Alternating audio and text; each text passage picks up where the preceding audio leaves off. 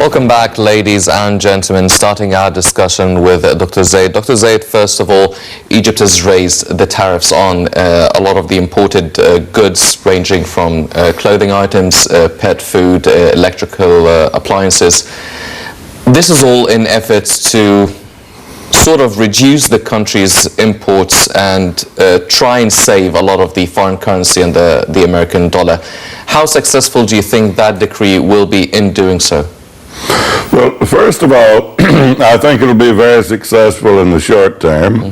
These taxation in general is a sensitive and complex issue.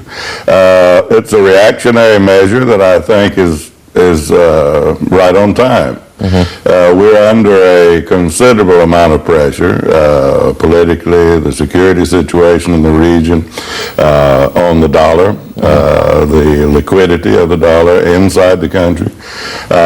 These are, let's say, non-essential luxury goods that can stand a bit of an increase for the good of the country's reserves, which are actually more important than, let's say, your luxury items. That we can afford a bit of an increase for a luxury item if we're going to buy one, for example.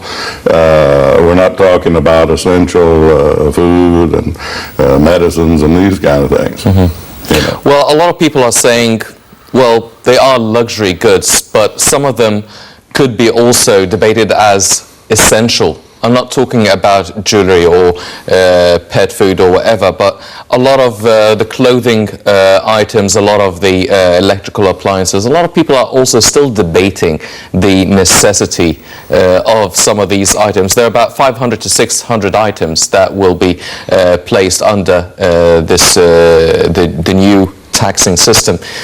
Do you feel that this will affect the local economy as well? I mean, other than trying to save the foreign currency and the dollars? Well, there'll be a trickle-down effect. There'll be a reaction all the way down to the vendors on the categories, and I haven't seen the complete list, by the way, but you can be sure if there's any controversial items that are actually essential, I'm sure there'll be some modification to the list if in fact they are essential and got on there by mistake or something like that, miscategorized. But if we're talking about essential goods, yeah, there'll be an effect, of course, in the retail pricing scheme of the whole, chain from the port to the store, but it will not be significant. Because we're talking about a percentile ratio that's not enormous at all. Not really. I don't believe so. Yes. Well, a lot of companies here in Egypt are really basing their business on actually importing, and a lot of people observing this decree, they're quite skeptical regarding saying that these duties will actually decrease the number of imports coming to the country, which will in turn affect a lot of the local businesses here in Egypt. Do you think that is true? Do you think this will have a negative effect later on? Well, that's debatable. It depends on the situation. One of the reasons I think they're registering or want to register the importers is so they can be more effective and more efficient and regulated to enable them to do so, to do a better job at importing, which will reduce their costs and allow them to bring in goods maybe that have a higher tariff, but with a better system, so they can continue their business without having to reduce their volumes or modify them too much. So the whole policy is rather well thought out, and I'm sure there'll be some adjustments down the road. But again, all in all, it's I think it's a very wise policy in the short term. Well, what about the consumers? What about the public opinion? How receptive do you think they will be to this decree? Well, one of the problems is educating the population about what kind of products we're talking about. Are they actually, essential goods, and not let rumors and, things run wild. I heard something the other day about baby formula, and of course they're not going to restrict these sorts of things or cause a problem, bringing in essential items such as that. So as long as we we properly, educate the public through the media about the taxation issues, the policies, I think that people will, even if they're not patriotic, let's say they'll want to help the country's liquidity crisis by maybe buying something locally produced rather than just grabbing an imported item just off the cuff because it might be a little bit less expensive before. Something like that, for example. So I think it will have both positive and negative effects, of course, but inshallah it will be more positive than negative. Yeah. Well, Dr. Zayed, let's try and trace back the decree. We've already been suffering from the foreign currency here in Egypt. The economic state has been really struggling over the past few years.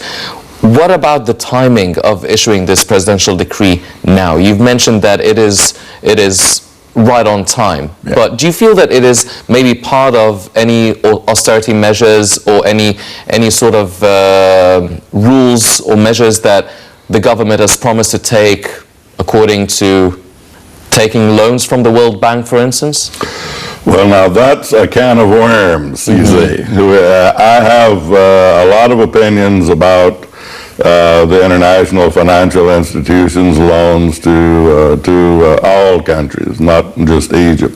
I think the loan that Egypt took was done rather well. I think it has less stringent requirements than you might have seen in the years past. There are some requirements that may be looked at as austerity measures, but that's always the case with World Bank or IMF loans to countries in order to balance what they see as positive economics in the country to be able to repay the loan and to have economic growth based on their models. Now, again, this is a short-term effect.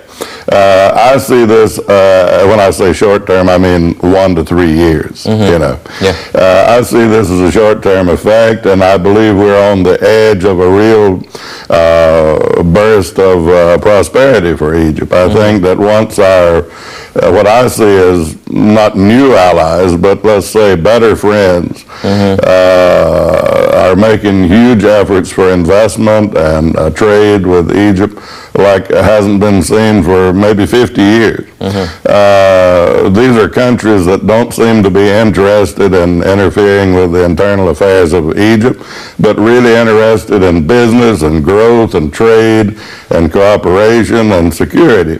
And that will foster a real economic growth inside of the country, a real liquidity, actual business, not just a lot of noise.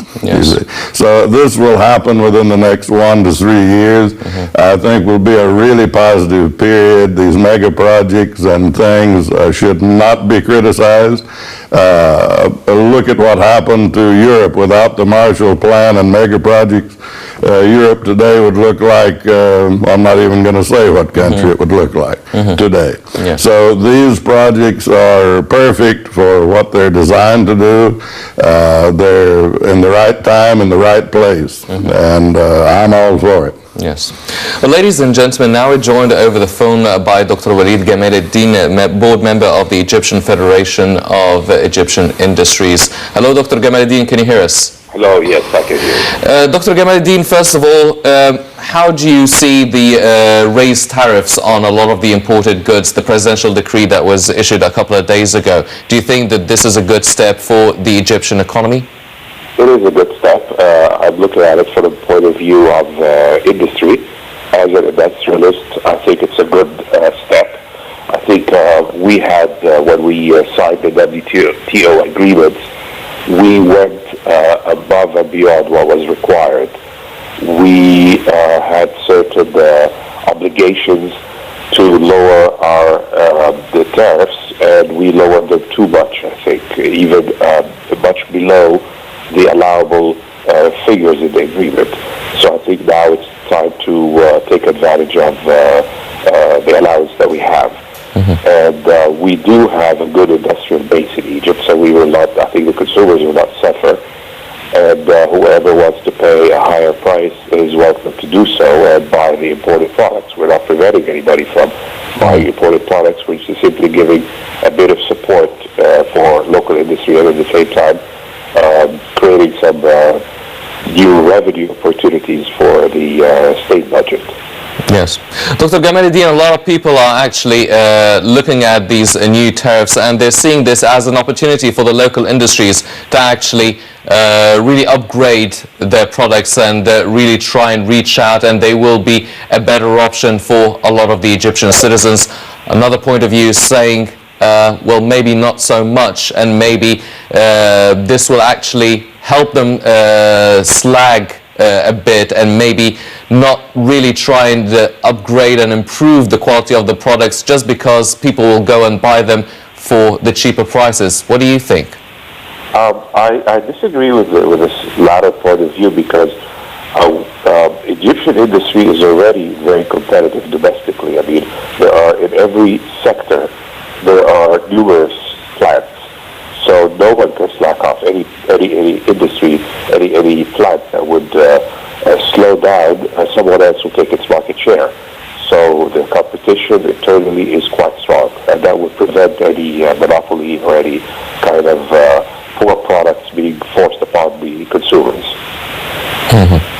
Ladies and gentlemen, that was Dr. Walid Gamaluddin, board member of the Egyptian Federation of Industries. Dr. Gamaluddin, thank you very much for joining us.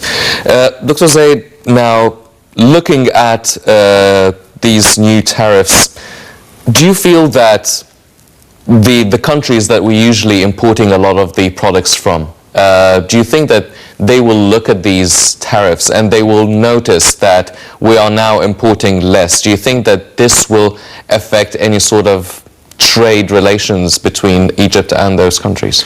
Very, very limited. I doubt very seriously it will have any effect on international trade partners at all. Very little. Yes, well, you've mentioned before that this is a good decision for the time being.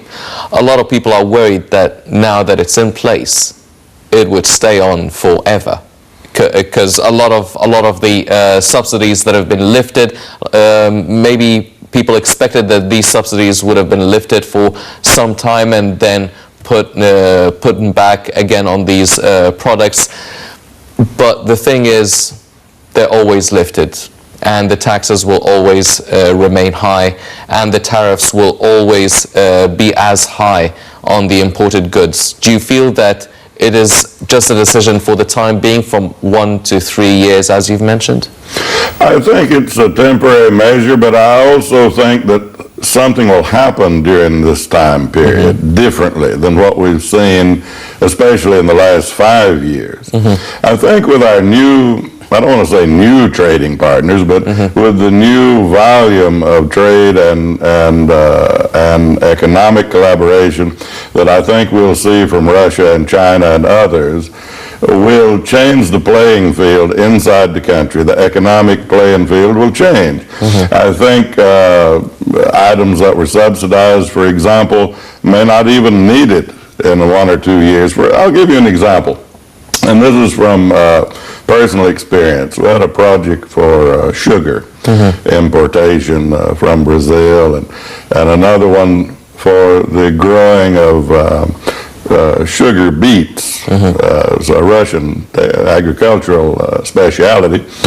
And we found that Egypt at that time was importing almost $1 billion worth of sugar that was subsidized. It was just, they were just literally giving it away, which was a good thing because of the reason they were doing it. But there was a way to actually grow the sugar beets and refine the same amount of sugar inside of Egypt using this technology. Now, this was before the revolution. It never got off the ground. This is just an example of how you can use technology, a couple of years of agricultural work, to completely erase $700–800 million worth of costs for sugar subsidies that then you wouldn't even need. You'd be maybe even exporting sugar to people instead of importing it. Yes. So using your brain, using technology, using new partners that really care about Egypt, I think we can really do a lot inside and outside of the country, economically and commercially. And that's just kind of an example to put a positive slant on the question. Based on reality, not just an opinion, but actual mathematical reality. Yes. You can literally change the equation by simply doing something different. Well, Dr. Zayed, now considering this new presidential decree, imports will probably decrease. Now, will this have any effect on on Egypt's exports, what they export? Do you think that maybe even if it doesn't increase the amount of the Egyptian exports, do you feel that this at least will be good for the trade balance, imports versus the exports? I think it will be good for the trade balance, yeah. I think exportations will not be significantly affected at all. Not at all. Yes. Dr. Zayed, you've mentioned the importance of the mega projects here in Egypt and how timely it is for the Egyptian economy, and what sort of effect it even had on a lot of the European countries. A lot of people are criticizing who are criticizing the mega projects. They're saying that, okay, that's a good move in terms of mega projects, but what about the local businesses? What about the small and medium-sized businesses in Egypt? They're not getting as much attention as the mega projects and the finances as well. Well, I can say something about that. If you look at the feasibility study or the book of a mega project, you find that feeder industries fan out into the hundreds of millions of Egyptian pounds in required service and employment. So mega projects are not just for a few big moguls sitting there making a bunch of cash. Therefore, the country's benefit, and literally millions and millions of workers and technical people will be involved and directly benefit with a paycheck, that they take into their home from these projects. And I gave you an example of before I was even born with the Marshall Plan, for example, in Europe. They had these gigantic mega projects. And people criticized them, of course. This was after the war. But what happened is it created what we see as Europe today. And without it, the landscape would look completely different. Yes. And, so, yeah, I think that people need to educate themselves more about the mega projects, if you want to call them that.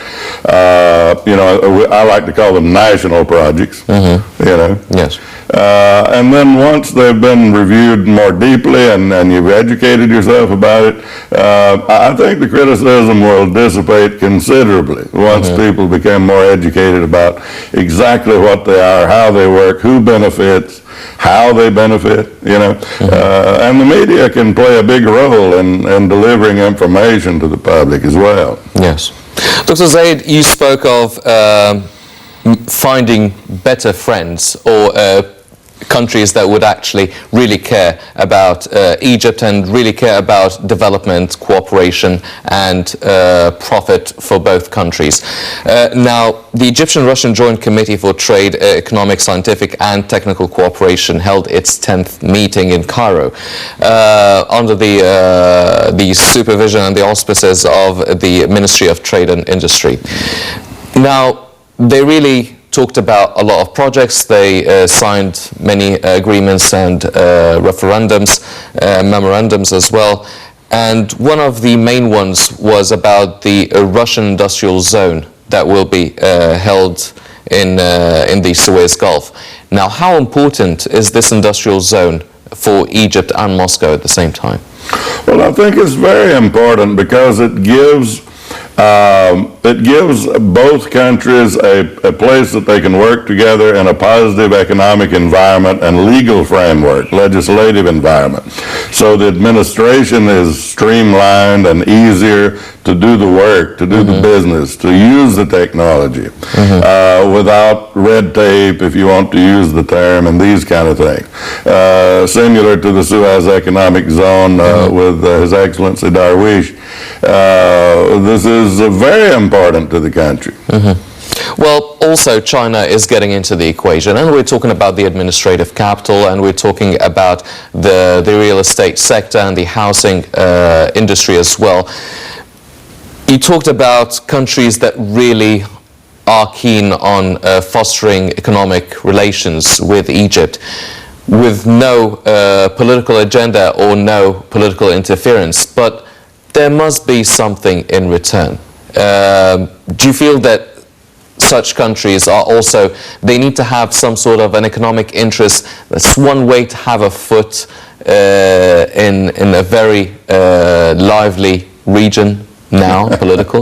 Well, that's one way to put it. I think when we talk about Russia and China and some of the other countries that are also coming on board with a serious interest in working with Egypt in a positive way, I think that their national interests are positive for Egypt because they don't want to exploit resources or interfere in the country's internal affairs or politics. Our foreign policies. They don't want to try to micromanage the foreign policy of the country, or so we have to call and ask permission if we want to do something. This is completely opposite. Actually, they are not interested at all in these sorts of things. They want to make money and do business on an equal level, a win-win kind of situation. Their political ideology is different than, let's say, the United States and some of the Western countries, which is more capitalist in their mentality, let's say viciously competitive. And they want to just come in and take everything and for themselves and run away. Okay, this is not the ideology of countries like China, thousands of years old. Russia, a country up and coming in the world, is a serious player now on the world stage, doing a great job with what I think is counterterrorism and security work, and maybe a godsend for North Africa and the Middle East in those terms, as well as China. Because I think they're really serious about it. Well, you've mentioned Africa, and President Sisi actually attended the 26th Ordinary Summit session of the Assembly of African Nations at the AU headquarters in Ethiopia.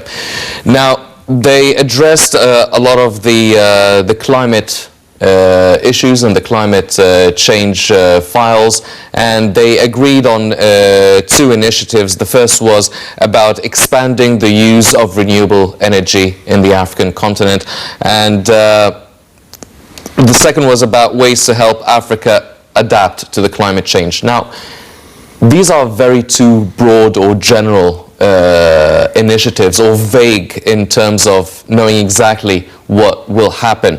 How do you see the African countries adapting themselves to the climate change, and how do you see the use of renewable energy and the renewable energy sector in Egypt and a lot of African countries? How developed do you see them in terms of actually finding ways to adapt them and change them? I mean, we're already dealing with trying to change the mindset and the culture of a lot of the African countries, including Egypt, into raising the awareness, environmental awareness for the countries. Well, I think that as African countries we have to depend on technology. Technology, the transfer of technology from real partners, like I've mentioned before, will be critical in the near-term future. Renewable energy, desalination technology, technology to slow or reduce desertification, land reclamation, on and on, air purification, reducing the carbon footprint. All of this comes back to technology, the transfer and application of it with good partners and serious partners on the global stage. Not just going it alone and talking about it, on the television. You have to actually implement real programs and facilitate them on a national level. And I think that with the environment we're seeing in North Africa and the Middle East and throughout Africa, let's say in general, is awakening about the serious nature of the climate change issues and how it can affect the continent. And I believe on a political as well as a commercial level, people are taking it serious and taking action about it. And it'll take some time really to start to see large-scale, serious projects popping up here and there. But photovoltaics, producing energy from sunlight in those giant desert regions that we have, and other kinds of simple technologies are very, very important and significant. And hopefully, inshallah, we'll start to see them actually in reality come about here and there, and here in Egypt as well. Yes. Well, President Sisi actually going to Ethiopia for the session. You can't really not address the elephant in the room with the Ethiopian Prime Minister, which is the Renaissance Dam. Now, on the sidelines of the summit, they actually discussed this issue, but how do you feel this encounter which direction do you think it would take? What sort of conclusions do you feel that this encounter, a very, very critical issue for Egypt especially? Well, again, this is a very sensitive issue. It's difficult even to answer your question without stepping on someone's toes somewhere. But personally, I find the whole project something that needs more introspection and more analysis by technical teams that are not biased, or let's say real experts that are not tied to any sort of politics or national economics, that can tell us just exactly what's going to happen when this thing comes online. Is it going to be safe or not? And why not? Or why it's going to be safe? You know, to actually be able to sit and look at it on paper and with a scientific explanation about it, and not just someone assuring that it's going to be okay. You know, and surely we won't do anything to cause you guys problems upline. You know, okay, that's great intentions, but let's see how that works. You know, how can we be sure? And then if we can see, fine. It's okay. It's all good. Yes, definitely. But I personally haven't got to that point yet from my personal perspective. So I think there's a lot of work to be done. I think the president and everyone's taking it seriously, and rightly so, because it will affect generations of people, and it has to be carefully examined. Yes, definitely. We'll have to wait and see. Inshallah, it will all work out. It's going to take time. Yes. Well, ladies and gentlemen, also the World Bank has revealed details on its loan to Egypt worth $3 billion. Let's check out this report and we'll be right back.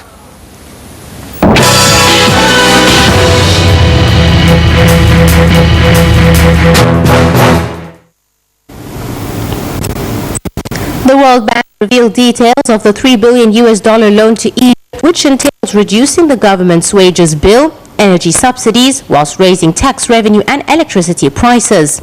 In an 80-page document published on the World Bank website, the bank said it agreed with the government in Egypt to reduce the size of the central government's wages and salaries bill as a percentage of the nominal GDP from 8.2% in the fiscal year 2015-2016 to 7.5% by the fiscal year 2018-2019. The agreement eyes increasing non-sovereign corporate income tax proceeds and sales taxes on goods and services from 5.4% of GDP in the fiscal year 2015 to 6.7% of GDP by the fiscal year 2019. It also aims to reduce energy subsidies as a percentage of GDP from 6.6% recorded in the previous fiscal year to 3.3% by this recent fiscal year.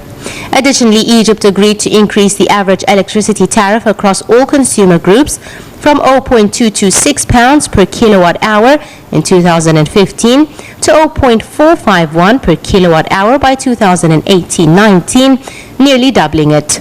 It also agreed to increase commission private sector-owned renewable energy projects to raise output from renewable energy from 0 megawatts in October 2015 to 1,500 megawatts by the end of 2019. The World Bank agreed last December to grant Egypt the loan to be dispersed over 3 annual loans worth $1 billion each in the next 3 years to support the state's general budget and improve Egypt's financial situation. According to previous statements by the World Bank, the loan aims to ensure providing sustainable energy through integrating the private sector in this field and improving business environment. In a further effort to diversify the country's energy options, Egypt is gearing up for an industry summit in February aimed at attracting new investors for major energy and infrastructural projects, including a push for green options. The event will include opportunities for renewable development in the country, including efforts to cover a feed-in tariff program, build, own, operate projects, and the independent power producers scheme. Specifically, the event will provide an opportunity to attract investment interests in the development of electricity generation, transmission and distribution projects that are about to go to tender. In recent years, Egypt has faced substantial challenges to meet its energy needs as political and financial instability have threatened local production and made it difficult to afford costly imports without accruing large foreign debts. Whilst renewable efforts are certainly part of the country's diversification efforts, Egypt's hydrocarbon options could prove more effective in addressing shorter-term energy and financial challenges.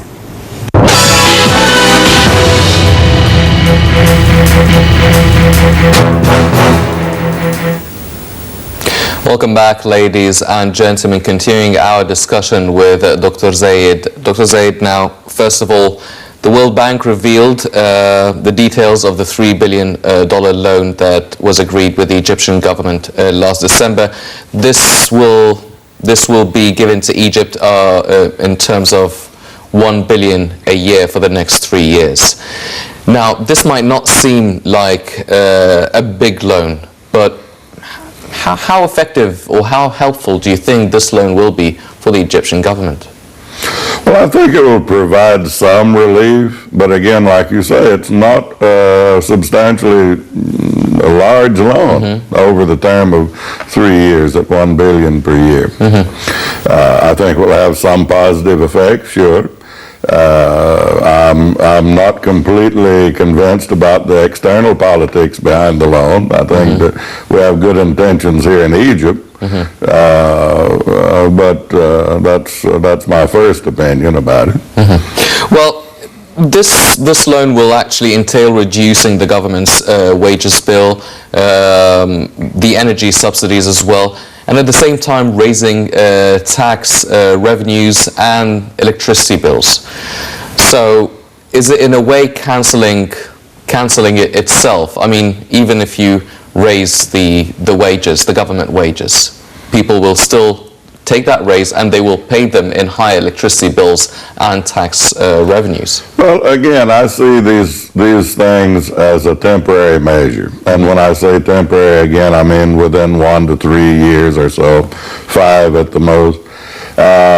And I think these moves are educated and they're at the right time. Again, they're not perfect. They are flawed in some areas, as always. In every case, when you look at historically with IMF loans, and you find the same problem, and it's always coming from their side. Yes, you know, and they insist on these measures. Now, I think that in this particular case, it's not exceptionally overbearing, you know, as I've seen in other cases before. But once again, I think it takes off some of the pressure. It's not excessive to an enormous degree. But I believe, once again, we're talking about 36 months, you know, 3 years. It's a temporary Band-Aid. Yes. Well, a lot of economic experts are actually saying that this loan could ensure providing sustainable energy through integrating the private sector in this field and improving the business environment. How realistic is that? Well, I don't think the loan itself will stimulate that. I think the government internal policies will stimulate it. I think the intention of the Egyptian business and political community can stimulate this effect much more than the amount of money that we'll be seeing from this loan. But it can be a stimulating factor. Yeah, sure. Yes. Well, getting this loan from the World Bank, do you think that this will prompt or at least start some sort of maybe even a small domino effect of actually getting the International Monetary Fund giving Egypt loans? Do you even think that it is for the best benefit of the Egyptian government to get loans from various places such as the World Bank and even the IMF? Well, I think these loans have always been loaded, politically loaded, and usually never in the favor of the recipient. Now, that doesn't mean if a country's president or government accepts one of these loans that they did anything that's not smart or not positive. I think, on the contrary, it can be very intelligent to take loans from the IMF at times when you need them and pay them back when you don't. And I think that that's what will happen. I think that once these short-term loans are paid back, you'll see much less, if any, additional borrowing if things go well with the new trade partners and some of the near-term policies for the economy of Egypt. I don't think they will need nor want any additional support from some of those international sources. Yes. Well, you've mentioned that most of all these, the presidential decree, the short-term loans, they're all for a short-term sort of solution from 1 to 3 years. And we've already started taking on these measures and really embracing a lot of the national projects such as the expansion of the Suez Canal. Also, we've seen the economic conference that was held in Sharm el-Sheikh. And all these really great initiatives. Do you think that 1 to 3 years will be enough time to actually see the country economically taking that much of a leap, that we will not be needing much more of these financial loans that we've been getting over the past couple of years? If the trajectory, if the momentum remains the same over the next 3 years, I think the answer is yes. I think if other countries stay out of our business and give us the free rein to do legitimate trade and good local and regional policy that's good for Egypt and good for our area here in the Middle East and North Africa, I think it's a very strong possibility that we will come out from under that burden. Egypt, regardless of what we want to say about the revolution, Egypt before the revolution mathematically was growing at over 7% during that year before. At a time, if you recall, there was a global meltdown, a financial collapse all across the world. And Egypt was in positive figure over 7%. That was a fact. Even if you cut it in half, it was better than most of Europe. That was, in chaos, economic chaos. So historically, I think when Egypt is able to concentrate on itself without overbearing external influence, I believe that, we built the pyramid. So that's an old example, but it's an analogy, you know. I think that Egypt has always been resilient, has been here for 7,000 years, and these countries that are bitching and complaining have been for, a couple hundred years or so on the world stage. And I believe that we have a good and positive economic future if we're left alone to do our business. Yes. That's just a personal opinion. Yes. You know. Well, that if you mentioned external influences. Well, Egypt has been trying recently to really strengthen the relationship with better friends and really the friendship with other external powers or influences has not been as strong, has not been as lively as it was maybe decades ago. Do you still feel that even though the friendship is not as strong, do you feel that they still have a huge say in what we can or cannot do? No, I think the entire geopolitical scheme is changing rapidly, even, I can say, confidently so. The world is changing very fast from a unipolar world to a multipolar world. The greater powers that run the world, the superpowers, if you will, economic are shifting their balances and their trajectory, and it will affect Egypt in a very positive way, inshallah. There will be a lot of push and pull between the powers, if you will, east and west, so forth. But I think we'll benefit more than we'll fall prey. And I think we can really have a positive future based on these new geopolitical realities. I think that these new friends are here to stay. They're not just playing around. I think they're serious about the region. And I think it's something really good for the region. The last 30 years didn't go very well, let's say, on an economic level, with our previous, what used to be called major allies. So let's see what happens with the new ones. Let's see. And I think we have viable fundamentals to drive it. It's not just talk. It's serious fundamentals behind these projects and these possibilities and these aspirations. Yes. You know. Well, you've mentioned the geopolitical reality and the really reshuffling of the power situation in the region. Now, the region used to have a lot of power and really took a lot of it, of the power from the oil and petroleum sector, mainly manifested in the Gulf and Saudi Arabia. Now with the falling prices of oil, maybe around the 30s dollar a barrel now, do you feel that it has been going on for a while and didn't really slow down? Do you feel that this will affect how the region is considered as powerful? Not at all. I think we have to look at why oil is falling as it is or remaining low as it is. Oil can be used as a political tool as well as an economic commodity. And now this is just a theory, if you will, but a lot of people in the economic community believe that the oil price is fictitiously low. For geopolitical reasons, and that certain major countries prefer that the oil prices stay low to pressure other countries. And it's working to a degree, let's say.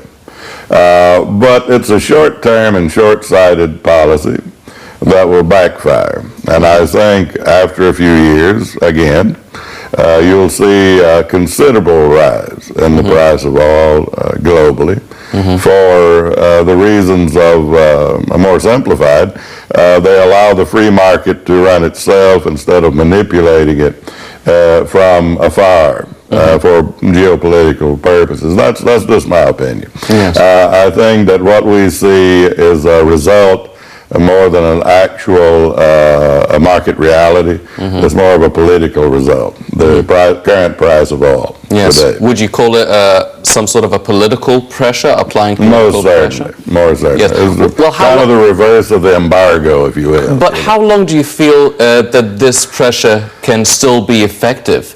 And by the time it's not as effective, do you think that the region will be still as strong to get back on its feet? Yeah, I think that it will always be a significant region because at least for the next 100 years, we'll rely on carbon-based fuel. So the revolving door will keep going. But it will rebalance back to a legitimate free market again. And that will follow the geopolitical movements. As one side prevails, the other side will withdraw, and the market will move. Yes. Accordingly. So we're going to see that within the next 30, 40 months or so, or before, if there's military conflict in the region or globally, which there's a remote possibility for that. I hope it doesn't happen, but that would see an enormous spike, in short-term energy prices. Yes. Well, Dr. Zayed, wrapping up, going back to the Egyptian economy with the presidential decree, with the loans that we're getting from the World Bank and elsewhere as well. with the national projects, you're saying that these are all good short-term solutions. Is that enough for the next 1 to 3 years, or do you feel that there's still more to be done? There's always more to be done, but I think it's a really good start. And I'm very positive about the whole thing. And I believe a lot of the criticism comes from a lack of education, that the media can play a big part in alleviating some of the concerns, working with the government, with the technical people, with the commercial people, to get the information out there about these programs, so everyone can feel comfortable about it. Yes. Well, ladies and gentlemen, definitely the economic file is high on the list of issues and high on the agenda in Egypt for the past few years. We're only talking about some steps that were taken recently by the Egyptian government to try and alleviate the economic standards of the Egyptian citizen. Unfortunately, that's all the time we have for this edition of the Daily Debate. But before we go, I'd like to thank our very distinguished guest, Dr. Mohammed Zayed, the economic expert. Dr. Zayed, thank you very much. It was a pleasure having you. You're welcome, always. Thank you very much, sir. Ladies and gentlemen, please stay tuned for more coming up on Nile International. I'm Zayed. Thank you for joining us.